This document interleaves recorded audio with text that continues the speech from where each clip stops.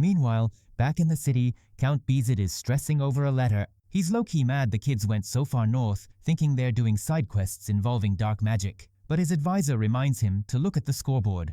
Vlad has been carrying the team. From the monster hunt to the duel, Vlad's resume is stacked. Bayazid realizes that without Vlad, the family reputation would have been cooked. Vlad saved them from disgrace. Moved by the boy's clutch performance, the Count tells his advisor to summon Joseph. It's time to give Vlad his flowers, and maybe a promotion. Back at the camp, everyone is celebrating, but Vlad is sitting alone, cleaning his sword. He's anti-social mode. The blade is scratched up from the boss fight. Rutiger spawns behind him, asking why he's sulking. He notices Potri is missing. Dorothea took him, and Andreas is busy, so he decides to keep Vlad company. Rutiger offers Vlad a bottle. Vlad tries to reject it, but Rutiger guilt-trips him, bringing up how Vlad rejected his peanuts earlier. He accuses Vlad of ghosting him because of Joseph. Vlad doesn't want drama, so he takes the bottle. Turns out it's high-tier whiskey. Vlad realizes Rutiger and Joseph are literally the same person, brothers for real. He downs the whole bottle.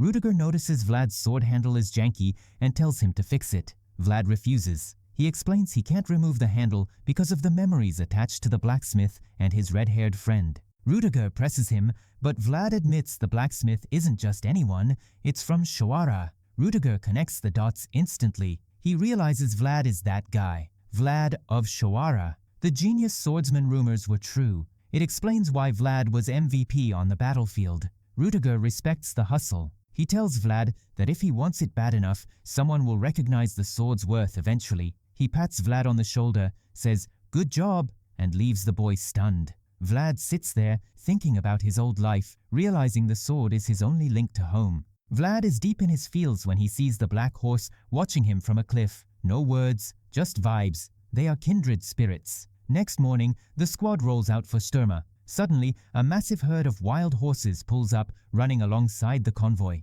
It's a majestic flex. Rutiger notes how rare this is. The black horse is leading them. Vlad, stuck in the carriage, L, watches his mount from a distance. The horse stops at a cliff edge to say goodbye. It rears up. Pure cinema. Vlad tears up. They have to part ways because they both have different grinds to chase. Father Andreas catches Vlad crying and tells him not to hide his emotions. He drops some wisdom. Life is just hellos and goodbyes. He believes Vlad and the horse will link up again because their bond is verified. Vlad smiles, feeling lighter. Meanwhile, back at the mansion, Lady Oksana is stitching a crest from memory perfectly. She's valid, but in the Count's office, the vibes are rancid. A storm is raging outside, matching Bezid's mood. He just got the report. Count Ravnoma has fallen. The West is crumbling. Bayazid is stressing. Count Godar's alliance just speedran the conquest of the West, and Ravnoma got diffed because he was outnumbered. The royal family is leaving them on red, refusing to intervene. The advisor explains the palace doesn't care. Bezid realizes the North's isolation made them blind to the meta shifting outside. Their ignorance led to this disaster. The ancient evils are stirring, the empire is useless, and now the Bezid family is staring down a massive threat.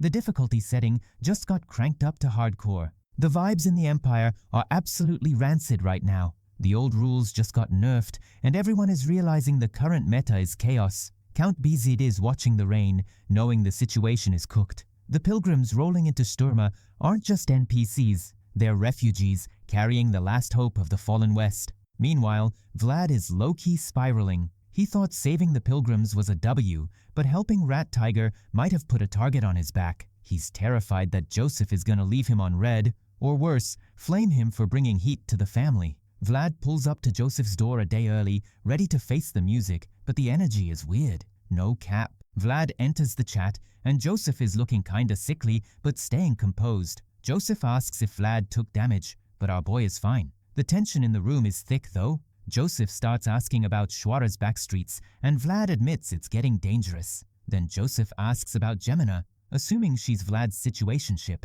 Vlad quickly friendzones her, saying they're just homies, but admitted he ghosted her to keep her safe. Joseph isn't having it. He wants Vlad to stop moving in silence and actually claim his status. He brings up One-Eyed Jack and Moneybug, confirming that Vlad needs to go back and handle his business. Joseph decides to drop the heavy lore. He says Vlad has done enough unpaid labor and it's time to cash out. He pulls out a flag, but not just any flag. It's the Bezid family crest. Joseph admits he never had the aura to carry it himself, so he's passing the torch to the true main character. He tells Vlad that the family is backing him 100%. He literally commands Vlad to take the flag, go back to Shuara, and stand on business. Joseph tells him to cut down anyone blocking his path. It's a massive green light for Vlad to go full demon mode on his enemies. The glazing is off the charts, but Vlad deserves it. Vlad gets hit with that emotional damage. He thinks about his inventory, the plain sword, the token, Lady Alicia's handkerchief, and now the Bezid flag.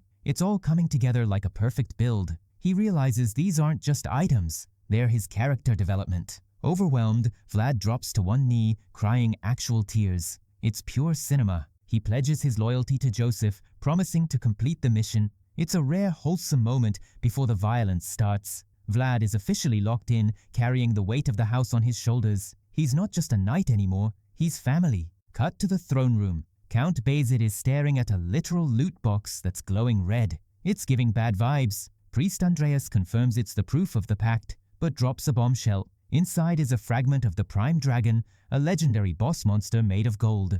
The Count is shook. He realizes his crib is now housing a nuclear weapon. Andreas apologizes, but says the West has fallen, so Bezid is the only one left with enough clout to protect it. Bezid barely has time to process the fact that Ravnoma got wiped off the map before he has to step up. The difficulty setting just got cranked to nightmare. Bezid says bet, and invites the pilgrims to crash at the mansion, treating them like VIPs. But once they leave with the glowing chest, the Count starts stressing. His advisor tries to tell him to chill, but Bezid knows the stakes are too high. The only other person with this much power is the Iron Duke in the north, a dude with Black Air Force energy who everyone is scared of. Bezid feels the pressure of being the last line of defense. He's staring out the window, dissociated, until he spots something that snaps him back to reality. A familiar flag is waving in the distance. It's Vlad's departure. Bezid watches Vlad roll out with the custom Bezid flag attached to his carriage. The Count and his advisor are basically fanboying at the window.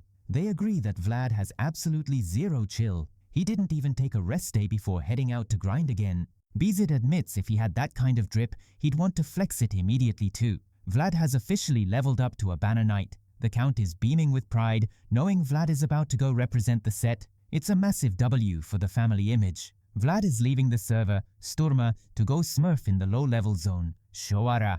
Down in the trenches of Shuara, the brothel is chaotic. A bunch of thirsty dudes are fighting over Marcella. She's ignoring the haters and applying lipstick like a queen. The madame is being incredibly toxic, telling Marcella she's depreciating assets and needs to work harder to pay off her debt. The madam tries to gaslight her by grabbing her face, but Marcella hits her with the coldest stare and wishes her a long life. It's a savage burn. Marcella walks out to face the mob, accepting her fate with a tragic grace. The madam starts the auction, trying to milk every last coin out of the simps. The bidding war is pure cringe until someone drops a 100 gold bid from the back. The entire room glitches. The madam chokes on her smoke. Everyone turns to see a hooded figure with insane aura walking up the stairs. He ignores the NPCs and walks straight to Marcella. The vibes shift from rowdy to terrifying instantly. The madam tries to hand him a menu, but he waves it off. He's not here for the girls, he's here for the food. He orders grilled sausage and black pudding. Marcella freezes. She knows that order. It's the specific meal Jorge used to love. The reveal is incoming. Vlad pulls down his hood, revealing the blonde hair. Marcella realizes her boy has returned, and he's glowing up. It's an emotional reunion, tears flowing. But Marcella tries to warn him about One-Eyed Jack's goons. Too late. The goons try to press Vlad for disrespecting their boss. Vlad doesn't even hesitate. He decapitates the loud one instantly. The room goes silent. Vlad announces he's using Jorge's dagger and basically tells them to catch these hands. He unleashes his aura, terrifying the entire lobby. He's not trapped in there with them. They're trapped in there with him. It's demon time. One-Eyed Jack is sitting in his bar, sipping that depression juice, realizing his streak is finally over. He built his empire on bodies, but now he's the one about to get deleted by the powers above. He knows he's cooked. Meanwhile, outside, the mayor of Shuara is sweating bullets. He tries to glaze Sir Varden, acting like he's helping with the security, but Varden has that Black Air Force energy and isn't buying it. The mayor is trying to pivot, pretending he's happy the corruption is being cleaned up, but Varden sees right through the cap. He knows a snake when he sees one. The mayor is shaking, realizing there's no way to finesse this situation. The mayor nervously asks where the backup is, expecting a whole army. Varden hits him with the "we got him," and points to a single figure in the shadows. It's Vlad, looking like he just left a horror movie set, drip soaked in red. The mayor is shook, asking if one guy is really enough for this raid. Varden shuts him down immediately. He reveals the lore. This isn't just a skirmish, it's a server event orchestrated by Joseph Bezid himself. It was designed specifically to be Vlad's debut battle. The mayor realizes he's just a side character in Vlad's main character arc and needs to stay in his lane. Vlad steps forward and Varden whispers, "Yo, there's 50 ops inside. You sure you're locked in?" Vlad is unbothered, basically saying, "If I sell, I won't drag you down." Varden sighs and hands him the Bezid banner, a legendary item representing the family's authority. Vlad slams that flag into the ground, letting it fly. The soldiers watching are absolutely stunned. Seeing that flag is a core memory unlocked for them. They realize this isn't just a fight, it's a declaration of war. Vlad stares at the building, his eyes glowing, ready to stand on business. While the soldiers are buzzing, trying to figure out who this kid with the crazy aura is, Vlad is in the zone. He mentally claims the whole block as his turf. Sir Varden unrolls a scroll and starts announcing the patch notes to the criminals inside. Peter Bezid is evicting One-Eyed Jack immediately. Varden screams at the house, demanding they open up for the envoy. The soldiers start thumping their spears, chanting the Bezid name like a hype squad. It's pure cinema. Inside, Jack hears the noise but just keeps drinking, ignoring the fact that his time is up. Varden gives Vlad the green light. "You got the legal W, go crazy." Vlad thanks him and draws his glowing sword. He hears a voice in his head warning him to watch his six because Jack won't play fair. Vlad flashes back to Jorge, guilt-tripping himself that if he hadn't summoned God, maybe Jorge would still be here. Fueled by that rage, Vlad crashes through the front door. He yeets the guards with one strike, blasting the entrance into rubble. He steps into the lobby, sensing the dimension shifting. It's demon time. Vlad stands in the wreckage and calls out Jack, announcing his return to Shuara. Jack pauses his drinking and recognizes the voice. It's the blonde kid from the alley. Jack starts laughing his head off. He thinks it's hilarious that they sent a teenager to press him. He thinks he's the raid boss, but he doesn't realize he's facing the MVP. Jack's goons get tired of waiting and decide to rush Vlad, thinking they can overwhelm him with numbers. Big mistake. They have no idea they are walking into a meat grinder. The NPCs charge, but Vlad moves different. He's speed blitzing them, carving through the mob without mercy. He spins and takes a guy's head off mid-air. Absolute brutality. The goons freeze. They realize this is the Grim Reaper of Shuara, and suddenly nobody wants to be the first one sent to the lobby. They try to circle him, hoping someone else will attack first, but they're all shaking. They leave Vlad on read in the middle of the fight, too scared to make a move. The skill gap is just too wide. Vlad gets bored of the stare down. He tells them, "Don't overthink it, you're all getting cooked anyway." Total savage. Then he pops his ult, domain expansion type beat. A blinding light erupts, stunning the entire room. While they're buffering, Vlad unleashes a massive slash of pure energy. It's a team wipe. Bodies fly everywhere, ripped apart by the light. The few survivors are staring at a screen that says, "Game over," unable to comprehend what just happened. They try to cheese the fight by throwing a net, but Vlad dodges that with zero effort. The survivors try to funnel him upstairs into a trap. Vlad sees the setup and refuses to play their game. He spots a rope tied to heavy curtains, remembering Jemina complaining about the weight. High IQ play. He cuts the rope and rides the counterweight up like an elevator, skipping the stairs entirely. He lands on the second floor, leaving the downstairs crew looking goofy. He instantly starts diffing the upstairs guards. It's too easy. He's thinking training with Jorge's wooden sword was harder than this real-life combat. Archers try to snipe him, but his reflexes are maxed out. He jumps the railing, destroying arrows mid-air, and deletes the archers before he even lands. Fight over. To assert dominance, he grabs a kettle and takes a swig. He spits it out immediately. Trash. He looks at the terrified survivors and drops the coldest line. How do you want round 2 to go? He reminds them that he's here to collect rent for letting them live in his house. This is my nest now. Vlad has officially taken over the server. Harvin is absolutely tweaking right now. He's sitting in his office, doom-scrolling through his own thoughts, and the vibes are catastrophic. Ever since Jorge got deleted from the server, One-Eyed Jack has been moving mad disrespectful. Jack used to be a mid-tier villain, but now he's acting like the main raid boss, draining the district dry and oppressing everyone who owes him cash. Harvin realizes that if Jack keeps griefing the economy like this, the entire back alley system is gonna get rug pulled in a few months. Harvin's trying to write a report on the missing contraband, but his brain is lagging. He knows he's powerless to stop the corruption, and the stress is literally frying his CPU. He's just staring at his desk, pin hovering, waiting for the inevitable crash out. Suddenly, one of his NPCs bursts into the room, sweating profusely and completely out of breath. Harvin is like, "Bro, what is the issue?" The guy is stuttering, trying to explain that the back alleys are on lockdown. Turns out, some heavy hitters from Sturma just pulled up and blocked the exits.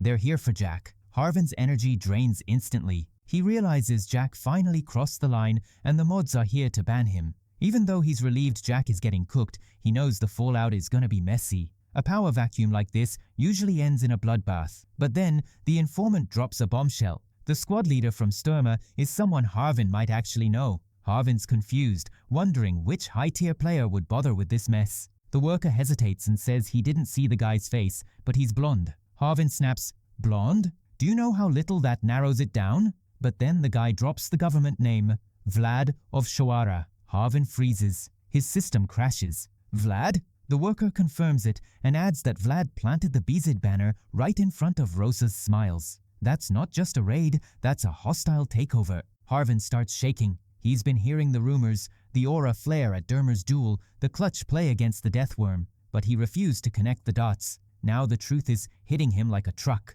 Vlad isn't just some random vassal anymore. He's him. Harvin grabs his cane and rushes out to see if the rumors are cap or factual. Meanwhile, inside the hideout, Vlad is absolutely smurfing on these goons. It's not even a fight. It's a highlight reel. He slices a guy's foot, pivots, and deletes another one with a neck slash. The remaining thugs try to Zerg rush him, thinking they can overwhelm him with numbers, but they are sorely mistaken. Vlad rushes headfirst into the mob, and in one fluid motion, he hits a team wipe.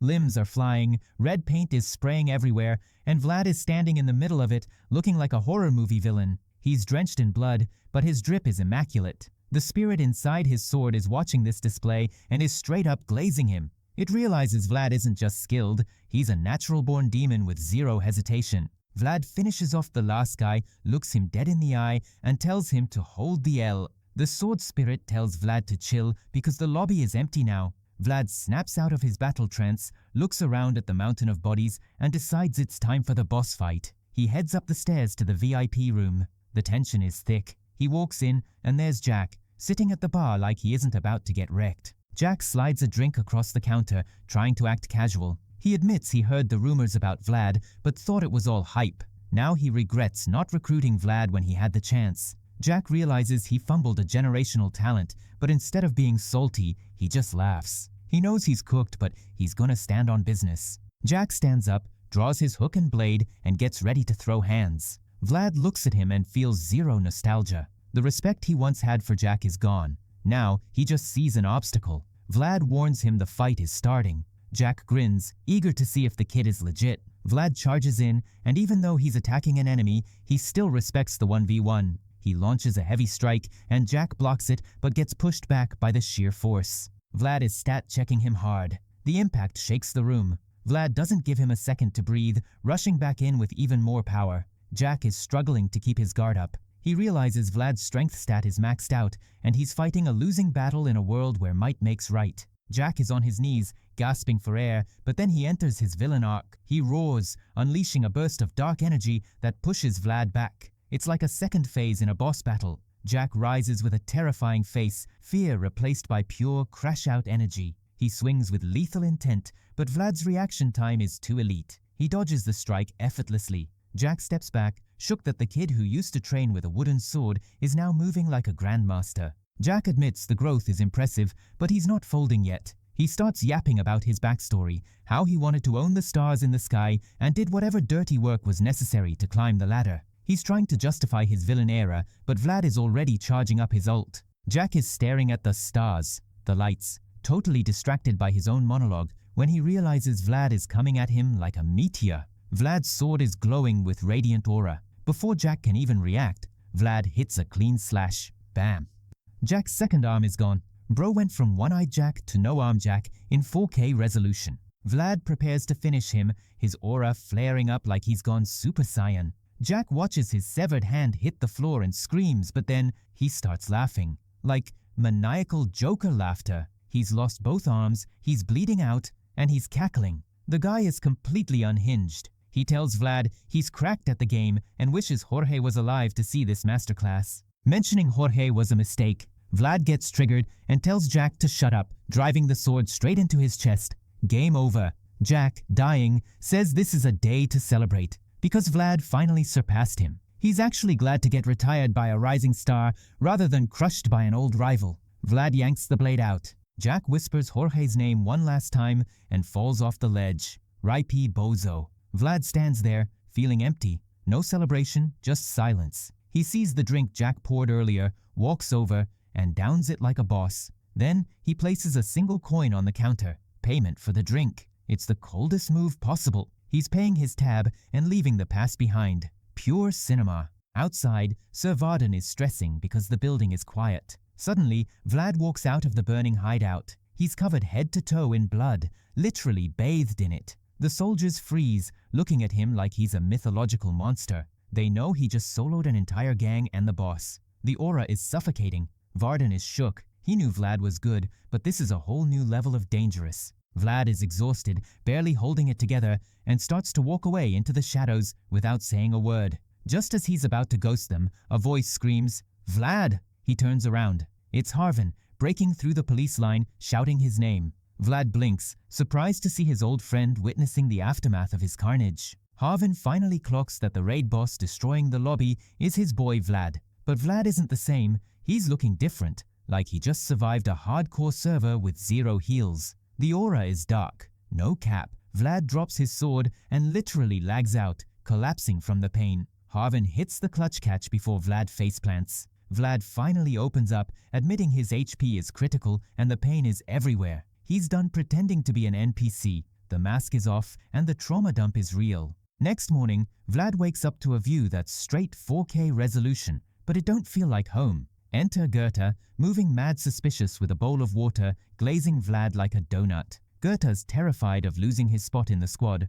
so he's doing the most to secure the bag. Vlad hits him with the bombastic side-eye, basically asking, "Bro, why are you tweaking?" Goethe tries to cap, but Vlad stat checks him immediately. Vlad tells him to chill or get kicked, and Goethe realizes he's on thin ice. Cut to Sir Varden, who is absolutely maxing out his caloric intake. This man is fighting a boss battle against diabetes and losing. He tells Vlad to lock in because he's drowning in paperwork. Varden drops a nuke. Vlad is now acting captain with representative authority. Basically, Vlad just got admin perms for the city. He can ban anyone who breaks the rules. Varden wants to clean up the streets, and he's using Vlad as the ultimate banhammer to clear out the trash mobs. Varden then drops the ultimate W. He actually put in a request for Vlad to visit the convent to see his friend, Gemina. Vlad is shook by the wholesome energy. But before that, Vlad needs to spin the block on the prison. He asks to see Jack's goons. Varden is confused why Vlad wants to visit the ops,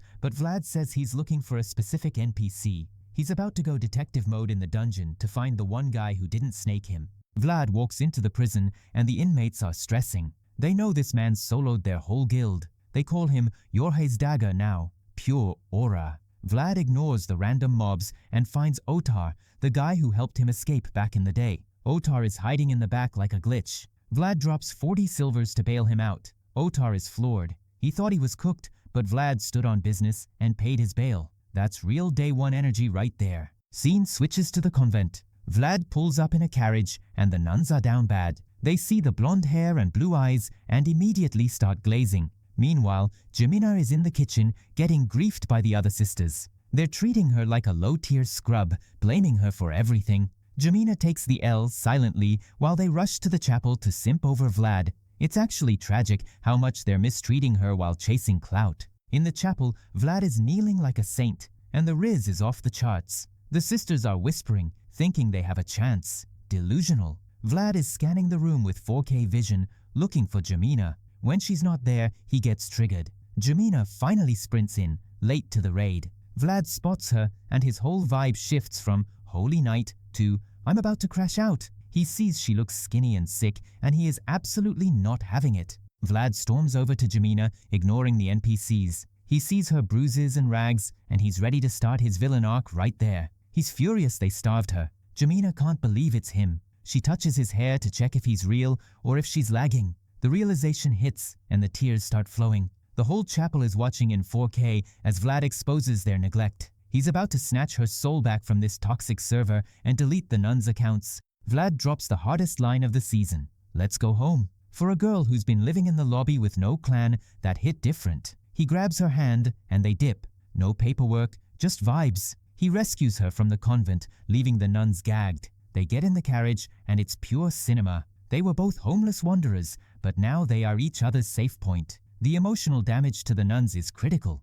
In the carriage, Jemina is acting super awkward, hugging a pillow like it's a shield. She's intimidated by Vlad's glow-up. He went from alley rat to high-tier paladin, and she's feeling the gap. Vlad is confused why she's being weird. He tries to talk, but she's just staring at him like he's a celebrity. She can't process that this absolute unit is the same boy she knew. The tension is thick, but it's that wholesome, awkward sauce. Vlad pulls a totally unexpected move on Jemina, basically force-feeding her a sweet treat to reboot her mental state. It's caramel, high-tier loot that costs a bag, and she's shook, thinking he must have hit a devious lick to get it. She's tweaking, assuming he stole it, but Vlad is too drained to argue and just lets the sugar hit. It actually works. She cracks a smile, but then the vibe switches instantly. Vlad checks her status and realizes she's glitching out, tears streaming down her face like she just saw her account get banned. Jemina drops the heavy law. You came too late. Vlad is left on red, completely speechless. He tries to comfort her, but she's not having it, burying her face in the pillow. He realizes he can't fix this with just aura alone, so he decides to give her space. The scene shifts to the gritty streets of Shwara, specifically the blacksmith from Vlad's origin story. This NPC is down bad, staring at coals like they're his dying dreams. Business is non-existent, and he's ready to log off permanently, feeling like total vendor trash. The blacksmith is reminiscing about the blonde kid who ghosted him 6 months ago, worried the boy got stat-checked by the cold. Suddenly, a customer pulls up. It's Vlad, but the old man is lagging and tries to close shop. Vlad stands on business, insisting his sword needs repairs only he can fix. The reveal hits different. Vlad isn't a noob anymore, he's a full-blown knight. The blacksmith is shook to his core, staring at Vlad's glow-up in 4K resolution. He thought the kid was cooked, but he's actually thriving. Vlad hands over the sword, and the blacksmith starts glazing the battle scars. Every scratch is a story. Goblins, death worms, even dragon remains. The weapon has seen pure cinema levels of combat. The blacksmith realizes his craft didn't go to waste. Vlad actually maxed out the sword's potential. This realization reignites the old man's passion. He laughs like a maniac, fires up the forge, and locks in. He's no longer an irrelevant NPC, he's part of the main quest again, ready to cook. Next day, Vlad links up with Harvin. Vlad confirms he handed the Roses Smiles deed back to Marcella. He's not trying to be a CEO, he's just doing side quests. Harvin is hyped to see his boy winning as a noble's knight. But the vibe gets serious. Vlad is hunting One-Eyed Jack's hidden loot and the missing girls, specifically Anna. Harvin realizes this isn't just a fetch quest, it's a conspiracy. He joins the party, ready to help investigate the sus disappearance of the girls. Otar pings a location, a butcher shop that popped up out of nowhere. The owner tries to flex Black Bear's name to scare them off, but Vlad isn't buying the cap. He notices the guy can read, huge red flag for a slum butcher, and accuses him of selling human meat. The butcher crashes out and attacks, but Vlad dodges effortlessly. He tells Otar to lock the door. It's interrogation time. Vlad switches to demon mode, basically telling the guy he has 0 admin perms here. After Vlad convinces the butcher by putting a hole in his hand, they get the intel. Slavers are behind it. A kid informant pulls up for a snack and drops a bombshell. He saw Anna and all the women taken were pregnant. Vlad is absolutely disgusted. This is villain arc territory. His sword starts whispering bad vibes, warning him that the ops are moving mad. Vlad reports to Varden, who is being lazy and glazing his own paperwork, trying to dodge the work. Vlad isn't having it. The mood shifts when Joseph pulls up early, looking like a raid boss. The current mayor tries to glazes him, but Joseph ignores the NPCs and heads to Varden. He checks the office for bugs, professional paranoia, and asks Vlad for the real sit rep. Vlad keeps it 100, admitting he needs help. Joseph loves the honesty and reveals the plot twist. He's taking over as mayor. He sits in the big chair, basically telling the old mayor to get wrecked. The power dynamic just shifted instantly. Vlad and Otar head to Swine Butcher's Alley, a zone so toxic even the rats are struggling. It reeks of death. Vlad knocks on a door, but the gatekeeper is disrespectful, slamming the peephole shut. Vlad refuses to leave. He stands outside all night, AFK farming patience, while Otar holds the banner. By morning, Vlad is covered in dust, but hasn't moved an inch. The gatekeeper opens up, mocking him again, trying to stat check Vlad with 2 goons. He thinks Vlad is soft. Big mistake. The goon tries to close the door again, but Vlad hits him with the "don't even think about it" stare. The aura is suffocating. Vlad grabs the banner from Otar and slams it into the ground, unfurling the backseat family crest. It's the ultimate flex, like dropping a mythic item in a starter lobby. The goon freezes, realizing he's been griefing a high-level player. Vlad stands on business, letting them know that the disrespect ends now. The raid is about to begin. Vlad steps forward, dropping his government name, Vlad of Showera, and checking everyone's temperature immediately. He announces he's about to stand on business with the authority of the big names backing him. The air gets sharp, literally cutting with the threat of violence. He tells the gatekeepers to quit hiding Black Bear. The main goon, who was talking crazy just moments ago,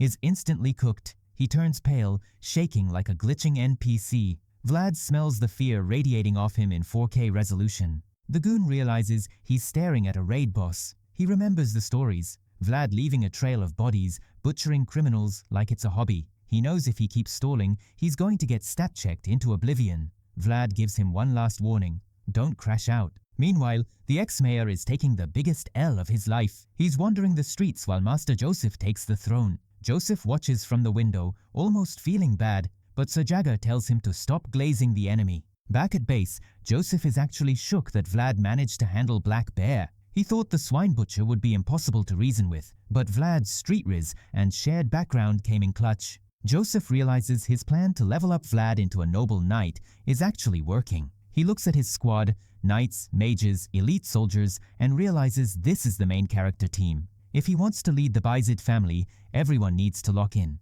Shoera is the final level before his glow-up. Joseph pledges to govern with full focus, knowing he can't be lagging on the small stuff. He taps Sir Gregory to build the investigation team. Gregory, being the unproblematic king he is, accepts the mission. He immediately drafts Sir Cade for his tracker hacks. Then, in a move that catches everyone off guard, he picks Vlad.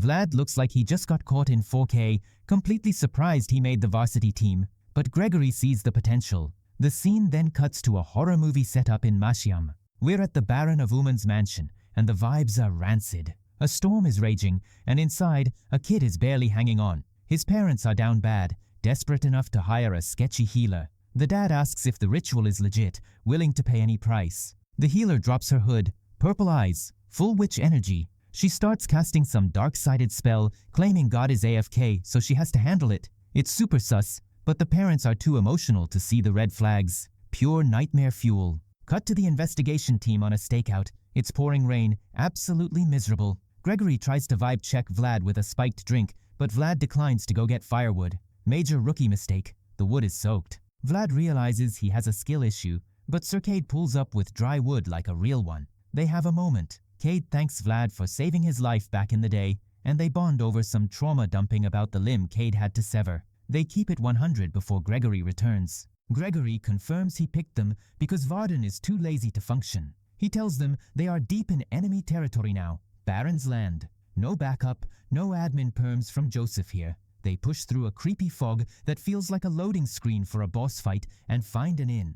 The innkeeper is pressing them about being mercenaries, acting super paranoid about recent events. Gregory Smooth talks their way into the safe zone, but Vlad notices a little girl hiding who reminds him of Jemina. The voice in Vlad's head tells him to toggle his hacks on. He uses otherworldly vision and sees a nasty purple aura choking the girl. It's a literal demonic hand. Vlad is instantly triggered. It's always the kids getting griefed in this world. He remembers his own childhood of being broke and starving and swears he won't let this slide. Following the trail of dark energy, he heads to the local church. The vibes inside are off. Specifically, every single cross is inverted. Major cult behavior. A priest sneaks up on him. Vlad pretends to be praying to blend in, but he clocks the inverted cross on the priest's book. This guy is capping. The priest smiles, but it's giving villain energy. He mentions a plague killing the village kids. Vlad asks a farmer later, who confirms the sickness only targets children. Vlad realizes the priest is gaslighting the whole village.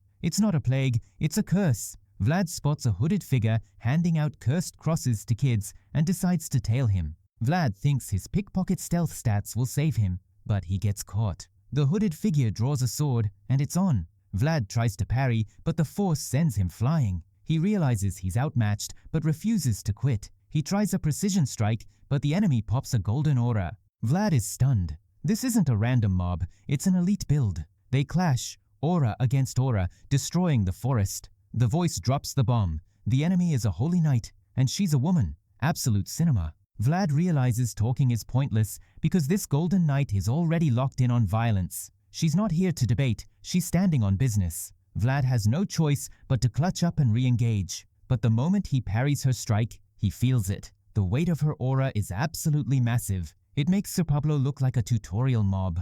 The voice in Vlad's head drops the lore. She's not just using aura, she's buffed by a literal blessing. She doesn't even need to cast a domain expansion because God's will is already the map. She comes down with a heavy smash, trying to stat check Vlad into the dirt. Vlad, being the absolute unit he is, refuses to fold. He pushes her back and resets neutral. He spots a gap in her armor, a glitch in the matrix, and decides to exploit it. He feints a block and goes for the exposed neck, thinking he's caught her lacking. But plot twist, she was baiting him the whole time. Justia uses armor magic, a holy knight exclusive skill that redirects attacks like an aim assist cheat code. She slides his blade off her armor and slams him into the ground. Vlad is completely cooked, wondering how he's supposed to win against someone with dev hacks enabled. Vlad realizes he's been outplayed. She let him see the weak point just to flex on him. Instead of raging, he just smiles. Game recognizes game. She demands his ID and Vlad immediately surrenders, introducing himself as a knight from Shawara. The moment he drops the location, her hostility vanishes. They head to the inn to debrief. Justia reveals she's from the Northern Archdiocese and implies their meeting is canon event destiny. Even Sir Gregory, who's usually stiff, vibes with the situation. Now that the PvP is over, they sit down to discuss the raid mechanics of this cursed village. Justia doesn't gatekeep the info. She tells them the village isn't sick, it's cursed. And the source? The church itself. Gregory is shook. He's thinking, ain't no way the holy zone is the danger zone. But Justia is dead serious. She respectfully tells the Shawara squad that they've done enough and need to log off because this is church jurisdiction now. Gregory, being a stickler for the rules, realizes his hands are tied. He's ready to take the L and leave, but Vlad is looking at him like, bro, are we really gonna leave the server while it's burning? Later, Vlad is in his fields, staring out the window. Marianne, the local NPC girl, pulls up and asks why he's leaving. Vlad tries to explain the mission is over, but she hits him with that emotional damage, saying work is never done. She begs him to stay for the church's blessing ritual in a few days. She hands him a flower ring made of twigs because actual flowers are banned in this gloomy biome. It's a wholesome moment, but also high-key depressing. Vlad decides to delay his departure, banking on reinforcements arriving to carry the team. Marianne gets called away by her dad, but before she can even despawn upstairs, she freezes. The curse activates. She drops to the floor, seizing violently. Vlad rushes over, his inner voice granting him special vision. He sees the soul smoke leaving her body, drifting toward the church. It's not just a sickness, she's being drained. The dad is screaming, and the vibes go from 0 to nightmare instantly. It's officially a horror game now. Vlad realizes the blessing was just a setup to farm the children's souls. Justia realizes the enemy sensed her aura and triggered the event early to grief them. She blames herself for speeding up the timeline. She tells the boys to retreat and rushes to the church solo to handle the boss. Meanwhile, the entire village starts crashing out. Every kid is collapsing. Vlad is triggered. He didn't escape the slums to watch innocent people get deleted. He grabs his sword, ready to ignore the Tios and fight, but Gregory blocks the door. The Boomer Knight is trying to talk about responsibility, but Vlad isn't trying to hear that right now. Vlad snaps at Gregory, basically saying, "What's the point of having admin perms if we don't protect the users?" Gregory pauses, realizing the kid is spitting facts. He finally stops acting like a bureaucratic NPC. He tells Vlad to repeat the Swordmaster's code after him. This is Gregory giving Vlad the green light to go absolutely feral. No more jurisdiction excuses. They are locking in. It's time to raid the church and shut down this scam operation before everyone gets wiped. Justia kicks down the church doors, expecting a fair 1v1, but finds a demonic sigil on the altar.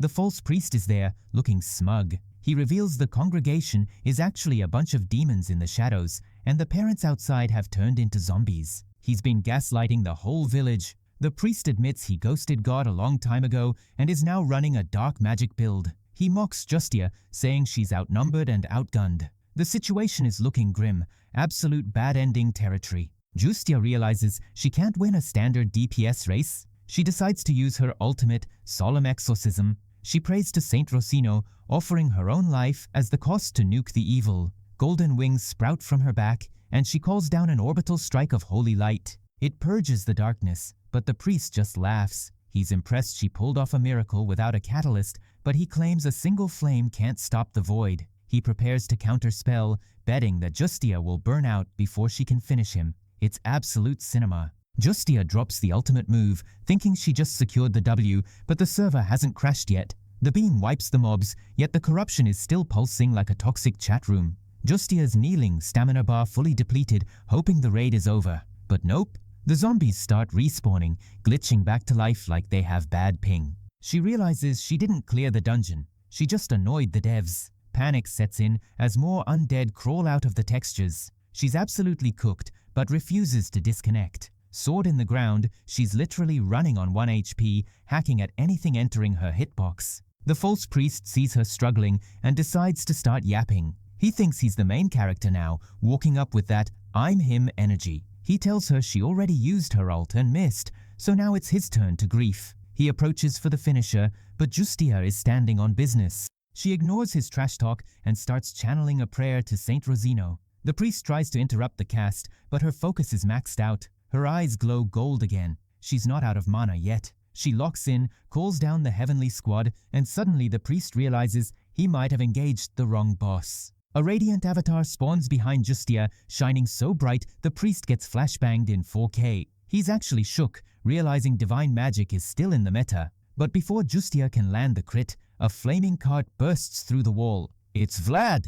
My guy is drifting that cart like he's in Mario Kart, screaming for Justia to move. Sir Gregory yells for Vlad to full send it, and Vlad launches the burning vehicle straight at the priest. It looks like a clutch play, but the priest just swipes his hand and deletes the cart mid-air. The disrespect is wild. The explosion rocks the chat, but the priest walks out unscathed, looking bored. However, Vlad wasn't relying on the cart, he was the payload. He jumps out the smoke, blade ready, absolutely crashing out. He's got personal beef because of the kids, so he's going feral. They start trading blows, and the priest realizes Vlad isn't just some noob. He sees the entity inside Vlad, the lightning eyes, and recognizes the aura. Instead of being scared, the priest starts glazing, acting like he found a long-lost duo partner. Vlad is not having it, and tells him to stop being weird and just die. While Vlad is 1v1ing the boss, Justia tells Gregory the truth. The curse is coming from the bell tower. They need to destroy the server room, basically. Gregory realizes they need to split push. He charges up his aura and slams the ground,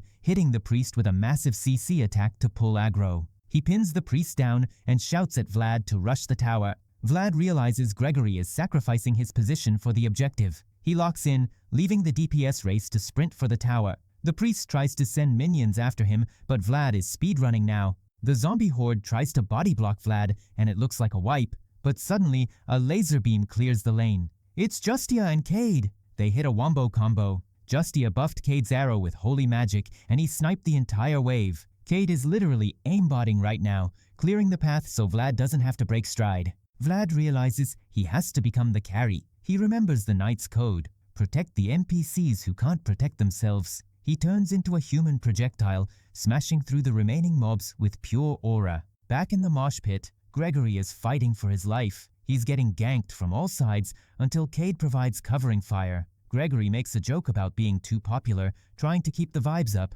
but the priest is just sitting there smiling like a creep. It triggers Gregory so hard. He decides to end the stream right there and swings his sword, decapitating the priest in one clean motion. Fatality. The zombies freeze. Gregory thinks it's GG's and goes to take a celebratory drink, but the headless body starts yapping. The priest's head is on the floor asking for a sip. Everyone pauses. The lag is real. The priest's headless body stands up, blue flames erupting from the neck. It's a Dullahan reveal. He wasn't a priest. He was a mythic tier undead knight the whole time. Meanwhile, Vlad reaches the bell tower. He feels the dark energy and prepares to smash the objective, but the Dullahan teleports, or moves super fast, and intercepts. The Dullahan just blows up the entire tower to protect his curse orb. Vlad barely survives the explosion, landing in the rubble, confused as heck. The map has been completely altered. The Dullahan is holding the curse orb, looking menacing with that blue flame. He tells Vlad his friends are probably deleted, which sends Vlad into a rage spiral. Vlad accuses him of never being human, and the Dullahan is like, "Your friends' HP bars don't matter to me." Vlad tries to snatch the orb, but the Dullahan is stat-checking him hard. The speed difference is insane. The Dullahan mocks Vlad for being slow, calling him a lower-tier player. But Vlad activates his spirit armor hacks, catching the Dullahan off guard. The Dullahan senses the spirit protection and realizes Vlad isn't base form anymore. It's finally a fair 1v1. Vlad's eye glows, his sword is coated in aura, and he charges in with zero hesitation. He's done playing safe. He swings with everything he's got, aiming to end the raid right now. The Dullahan, calm and sweaty, parries with a black blade. They are clashing sword to sword, light versus dark, neither willing to take the L. This is the DPS check of the century, and Vlad is pouring every ounce of his grief and rage into this fight. Vlad is absolutely fighting for his life out here, but it's looking grim. Every single attack he throws is getting parried like he's playing against a Smurf account. The Headless Knight is simply standing on business, deflecting strikes like they're nothing. Vlad is sweating, swinging desperately, realizing he's getting stat-checked hard. He knows he's cooked if this keeps up. He wishes he had that calm focus Mr. Rodiger had, but right now, he's panicking. But then, a glitch in the Matrix happens. The voice in his head wakes up. It's not just a whisper anymore. It's a full synchronization. They aren't fighting for control, they're locking in together. It's not a hostile takeover. It's the ultimate collab.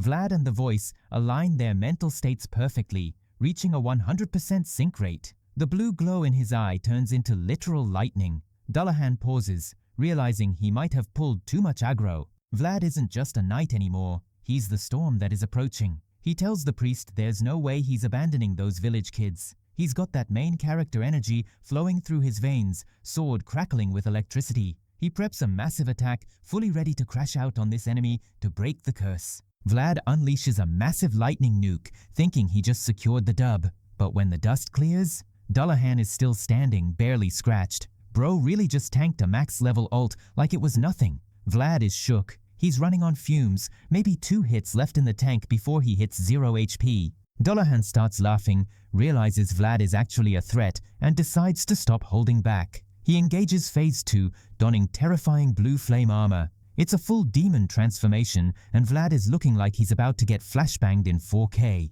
The difficulty spike is real. The Headless Knight starts speed blitzing Vlad with that new demon armor. The voice inside his head is screaming, "Dodge!" But Vlad is getting ragdolled across the map. He can't keep up with the frame data. He gets launched into the dirt, totally drained. Dullahan admits the kid had potential, but decides it's time to send him to the lobby permanently. He walks up, sword raised, ready to execute. Vlad can't move. It looks like a straight GG, but right as the blade comes down to end the run, Vlad catches it with his bare hand. The wildest clutch in history just started. Vlad stops the blade cold, bleeding but locked in. Then, the voice isn't just inside his head anymore. It speaks through him, loud enough for Dullahan to hear. "Didn't he tell you to leave the kids alone?" A massive shockwave blasts Dullahan back. Vlad stands up, but the vibes are completely different. The entity is fully driving the bus now. Memories are gone, but the duty to protect is etched in his soul. He looks at Dullahan and decides it's time to bully the bully. The aura he's emitting now is absolutely feral. Dullahan tries to recover, but Voice Vlad is aimbotting now. He rockets into the sky and slams down, catching Dullahan midair and chokeslamming him into the dirt. It's a total violation. The voice mocks him, calling his power pitiful. Dullahan is shaking, asking, "Who are you?" And Voice Vlad hits him with the ultimate ratio. "I don't talk to scum who hurt kids." He charges a final skill, and Dullahan hallucinates a savage beast in Vlad's aura. Bro is trembling, realizing he's not the raid boss anymore. He's the mob.